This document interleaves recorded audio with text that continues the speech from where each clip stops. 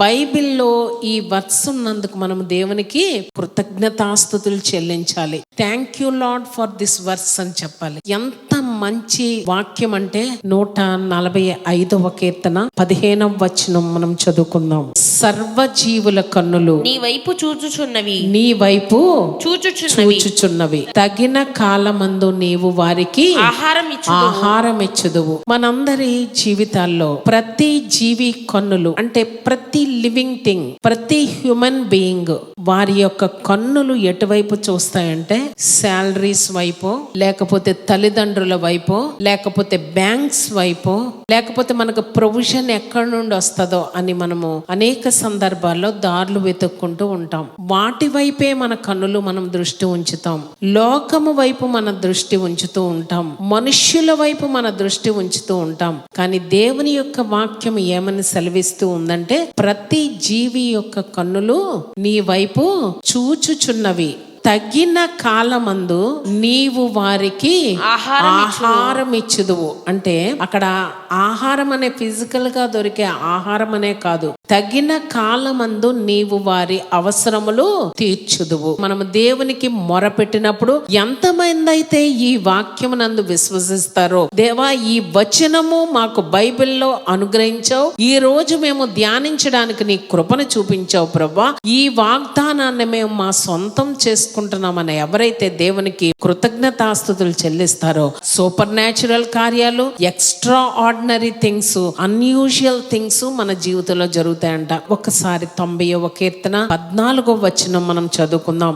ఉదయమున నీ కృపతో మమ్మను తృప్తిపరచుము, అప్పుడు మా దినములన్నీ మేము ఉత్సహించి సంతోషించదము. దేవుని పరిశుద్ధ నామమునకు మహిమ కలుగును గాక. డే బ్రేక్ లో ప్రభువు మనల్ని ఎలాగ ఎదుర్కొంటారంట, మనకి మెసేజ్ బైబిల్లో మనకి ఏమని కనబడుతుందంటే ప్రతి డే బ్రేక్ లో సర్ప్రైజెస్ తో ప్రభు మనల్ని ఎదుర్కొంటారంట. మనందరి జీవితాల్లో మనం అనుకుంటాం మన బిడ్డలకి ఏదైనా ఒక గిఫ్ట్ ఇవ్వాలనుకుంటాం, సర్ప్రైజ్ చేద్దామని నీకు చెప్పకుండా సడన్ గా నేను ఈ గిఫ్ట్ నీకు ఇచ్చానని మనం చెప్తూ ఉంటాం. అలాగే ప్రభు చేసేటటువంటి పని ఏంటంటే మన యొక్క దిన జీవితంలో ప్రతి డే బ్రేక్ అంటే ప్రతి మార్నింగ్ ప్రభు మనల్ని ఎలాగ ఎదుర్కొంటారంట, ఒక సర్ప్రైజ్ తో ప్రభు మనల్ని ఎదుర్కొంటాడంట. దేవుని పరిశుద్ధ నామమునకు మహిమ కలుగును గాక. మన జీవితాల్లో మనము కొన్నిసార్లు ఎలాగ రాత్రులు పడుకునేటప్పుడు ఆందోళనకరంగా పడుకుని ఆందోళనకరంగానే మనం లేస్తూ ఉండి ఈ రోజు ఎలాగ గడపాలి అని మనం అనుకుంటూ ఉంటాం. కానీ దేవుని యందు విశ్వసించిన బిడ్డవైతే ప్రభు సర్ప్రైజ్ తో మన మార్నింగ్స్ ఆయన ఎదుర్కొన్నప్పుడు నిజమే ప్రభు నేను దానికి యోగ్యుడను యోగ్యురాలనని దేవునికి మనం రెస్పాన్స్ ఇవ్వవలసిన వారమై ఉన్నామంట.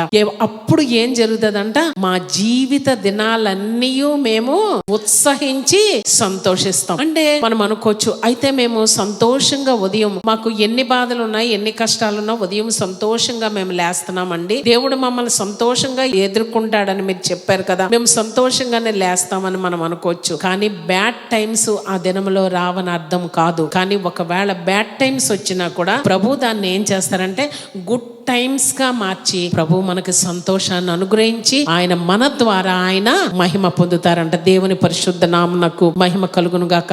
మనం ప్రభువుని అడగవలసినటువంటి మాట ఏంటంటే, ప్రభువా నాకు డైలీ బేసిస్ లో నువ్వు సర్ప్రైజెస్ గిఫ్ట్స్ తో నువ్వు ఎదుర్కొంటున్నప్పుడు వాటిని రిసీవ్ చేసుకునేటటువంటి మంచి మనస్సును నాకు దయచేయి ప్రభా.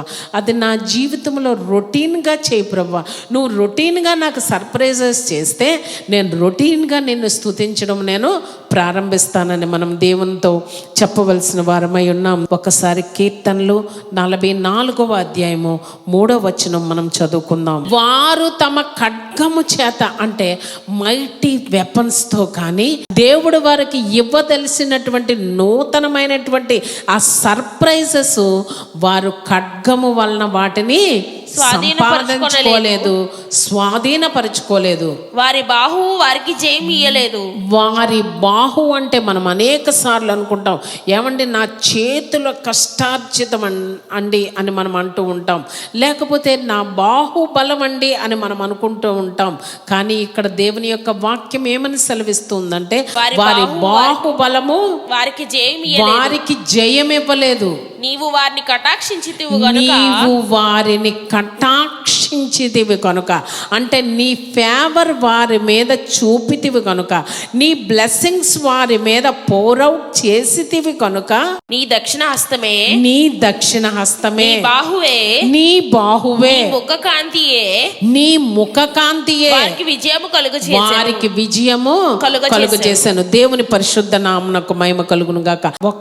ఒక భక్తుడు ఎంత మంచి మాట చెప్పాడంటే, నీకు ఏదన్నా ఒక ల్యాండ్ కొనుక్కోవాలని నువ్వు ఉద్దేశించినా, ఒక గృహాన్ని నువ్వు కొనుక్కోవాలని నువ్వు ఉద్దేశించినా, నీకు ఊహకందని కార్యాలు నీ జీవితంలో ప్రభువు నీకు అనుగ్రహించాలని నువ్వు విశ్వసించినా, నీ ఓన్ ఎఫర్ట్స్ వలన చెయ్యలేని కార్యాలు దేవుని యొక్క ఫేవర్ నీ జీవితంలో ఉంటే దేవుడు నీ కొరక కార్యాలు చేసి పెడతాడంట. ఈ వాగ్దానం మీద మనం చేయి వేసి దాని మీద మనం నిలబడాలంట. ఎప్పుడైతే నువ్వు అనేకమైనటువంటి పరిస్థితుల్లో ఈ వాగ్దానాన్ని నమ్మి ప్రభు నా కొరకు గొప్ప కార్యాలు చేస్తాడని పాపం విశ్వసిద్దామనేటటువంటి విషయం నీ జీవితంలో బబుల్ అవుట్ అవుతూ ఉంటుంది. కానీ నువ్వు పరిస్థితి చూసేటప్పటికి కాంట్రరీగా అదంతా వ్యతిరేకంగా కనబడుతూ ఉంటుంది కనుక వెంటనే దేవుని యొక్క మాటను నువ్వు విడిచిపెట్టేస్తావు. ఎప్పుడైతే దేవుని మాటను నువ్వు విడిచిపెట్టావో ఆ మాట నీ నుండి దూరం అయినప్పుడు మన జీవితాల్లో ఆ కార్యాలు జరగవంట. కానీ ఏది ఏమైనా ప్రభువా నీ మాట మీద నేను నిలబడుతున్నాను, నా కొరకి కార్యం చేయంటే ప్రభు నూతనమైనటువంటి సర్ప్రైజెస్తో ప్రతి నెల కూడా ప్రభు మనల్ని ఎదుర్కొంటారు. ప్రతిరోజు కూడా ప్రభు మనల్ని ఎదుర్కొంటారు. మనం ఇందాక పాట పాడుకున్నాం, అనుక్షణము నన్ను కనుపాపవలే. ఏమండి, కనుపాప ఎప్పుడైనా కన్నుని విడిచిపెట్టడం మనం ఎరుగుదుమా? గబుక్కుని ఏదైనా ఒక నలక పడిపోతున్నప్పుడు గబుక్కుని ఏమవుతుందంటే, కనుపాప అంటే ఆ ఐలిడ్ ఏమవుతుందంటే సడన్గా మన కన్నుకి ప్రొటెక్షన్ ఇవ్వడానికి అది మూతపడుతుంది. అలాగే ప్రభు కూడా మనకి కష్టాలు కానీ వ్యాధులు కానీ సమస్యలు కలుగుతున్నాయన్నప్పుడు మనల్ని టచ్ చేయనివ్వకుండా ఆయన మనల్ని షీల్డ్ లాగా ప్రొటెక్ట్ చేస్తాడని ఇందాక మనం కీర్తనలో మనము చదువుకున్నాం. కీర్తనలు 41వ అధ్యాయం 11వ వచనం కూడా ఒకసారి మనం చదువుకుందాం. నా శత్రువు నా మీద ఉల్లసింపకై ఉండుట చూడగా నేను నీకు ఇష్టుడనని నాకు తెలియనాయను. అంటే నా శత్రువు నా మీద ఉల్లసింపకయుండుట చూడగా, అంటే మన జీవితంలో వచ్చేటటువంటి లైఫ్ సర్కమ్స్టాన్సెస్, ట్రబుల్స్, స్ట్రగుల్స్కి మనము ఫెయిల్ అయిపోయామనుకోండి, మన జీవితంలో జరగలేదనుకోండి, ఎవరు ఎక్కువ ఉల్లసిస్తారు చెప్పండి? మన శత్రువు సాతాను దాని యొక్క అనుచరులు మన జీవితంలో జరిగినటువంటి అపజయాలను బట్టి వాళ్ళు సంతోషిస్తారంట. 2 క్యాంప్స్ ఉంటాయంట, అంటే 2 ప్లేసెస్ ఉంటాయంట, 2 గ్రూప్స్ ఉంటాయంట. ఒకటి ఏంటంటే దేవుని యొక్క క్యాంప్, అంటే దేవుని యొక్క సమాజం, సాతాను యొక్క సమాజం. అయితే మన దేవుని యొక్క సమాజం, దేవుని యొక్క క్యాంప్లో ఉన్నవాళ్ళు నిరంతరం మాకు జయము, మాకు జయము, యేసు రక్తం జయం, యేసు రక్తం జయం, క్రీస్తులో మాకు జయమని మనం అరవాలంట. అప్పుడు సాతాను దాని అనుచరులు నోరు మూసుకొని ఉంటారంట. మనం ఒకటి చెప్పాలంట, ప్రతి క్రైస్తవ విశ్వాసి, మాకు శత్రువు యొక్క క్యాంపులో నుండి ఒక్క జయధ్వని కూడా వినబడడానికి వీల్లేదు. కనుక మనం ప్రభువుని అడగాలి, నా శత్రువు నా మీద అతిశయించకుండా, నా శత్రువు ఒక జయధ్వని వేయకుండా మేమే జయధ్వనులు వేస్తాం ప్రభువా, మేము మీ సైడ్ ఉన్నాము కనుక యుద్ధము యెహోవాదే, జయమిచ్చువాడు ఆయనే అని మనము నిరంతరము పలకవలసినటువంటి వారమై ఉన్నామంట. యెహెజ్కేలు గ్రంథం 34వ అధ్యాయము 26వ వచనం మనం చదువుకుందాం. దీవెనకరమగు వర్షములు కురియును, షవర్స్ ఆఫ్ బ్లెస్సింగ్ ఆయన అనుగ్రహిస్తారంట. దేవుని పరిశుద్ధ నామమునకు మహిమ కలుగును గాక. అంటే అవి చెప్పి జరిగేటటువంటి పనులు కాదంట, సడన్ అవుట్ పోరింగ్, సడన్ గా బ్లెస్సింగ్స్ కుమ్మరిస్తాడంట. ఆ బ్లెస్సింగ్స్ ని మనం కంటైన్ చేయడానికి రూమ్స్ సరిపోదంట.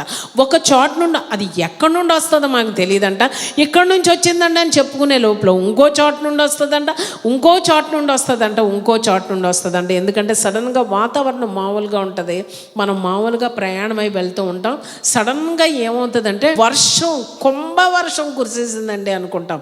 కానీ దేవుని మన ప్రజల్ని ఏం చేస్తాడంట, ఆయన షవర్స్ ఆఫ్ బ్లెస్సింగ్స్ అనుగ్రహిస్తాడంట. మనం అనుకుంటాం, ఏమండి అసలు ఆనవాళ్ళు ఎక్కడా కనబడట్లేదండి అని మనం అనుకుంటాం. నీకు ట్రేసెస్ కనబడవలసిన అవసరం లేదు. ఒక చెయ్యంత మేఘం కనబడినప్పుడు ఏం జరిగిందంటే ఏలియా కాలంలో మోపైన వాన అని మనకు తెలుసు. ఒక సేవకుడు ప్రయాణమై ఆయన ఒక 6 గంటల టైంలో ఒక మీటింగ్కి ఆయన వెళ్ళాల్సిన, హాజరవ్వాల్సినటువంటి పరిస్థితి ఉందంట. అయితే సడన్గా ఏం జరిగిందంటే, బాగానే ఉందంట ఈయన బయలుదేరినప్పుడు వాతావరణం, మధ్యలోకి వచ్చేటప్పటికి సడన్గా డౌన్ పోరింగ్, వర్షం వర్షం వర్షం పడుతుంటే అందరూ ఏం చేశారంట తెలుసా, ఇంత భయంకరమైనటువంటి వర్షంలో మనం ముందుకు వెళ్ళలేం కదా అని వాళ్ళు ఏం చేశారంట, కార్లు ఆపేసుకుని చక్కగా షెల్టర్ ఉన్నటువంటి ప్రదేశంలోకి వెళ్ళి కూర్చున్నారంట. అది గంట గంట గంట అలా కురుస్తూనే ఉందంట. ఈ 4 గంటలకే అక్కడికి వెళ్ళి ఆయన ప్రసంగం చేయాలి కనుక ఏ విధంగా వర్షం వచ్చినా పర్వాలేదని చెప్పి ఆయన కార్ని డ్రైవ్ చేసుకుంటూ ముందుకు వెళ్ళిపోయారంట. ఒక అరగంట ముందుకు వెళ్ళారు లేదో మంచి సన్షైన్ కనబడుతుందంట.